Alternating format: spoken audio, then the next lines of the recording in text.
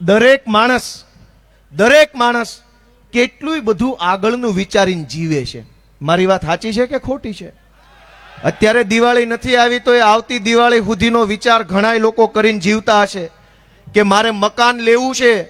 2027માં તો પૈસા કેવી રીતે બચાવવું, એ બચેલા પૈસા બેંકમાં મૂકવું કે એફડી કરાવવું કે કોકને ઉછીના આપવું કે શું કરવું. દરેક માણસ કેટલું મોટું લાંબા ગાળાનું આયોજન વિચારીને જીવે છે. પણ આપણી સરકાર દોસ્તો કશું જ વિચાર્યા વગર જીવે છે. હાવ વિચાર્યા વગરનું લોલમ લોલ તંત્ર હાલે છે.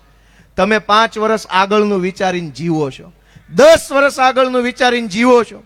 પણ આ રાજકોટ મ્યુનિસિપલ કોર્પોરેશનની ખુરશી પર બેઠેલો એક સાહેબ જે છે ને, એ તો એટલું જ વિચારે છે કે આ ખુરશી પર હું કેટલા વર્ષ કેટલા મહિના મને આ રાખશે ને મારી બદલી ક્યાં થશે ને એ ત્યાં સુધી હું કેટલા ભેગા કરી લઉં, એટલું જ એની પાસે આયોજન છે.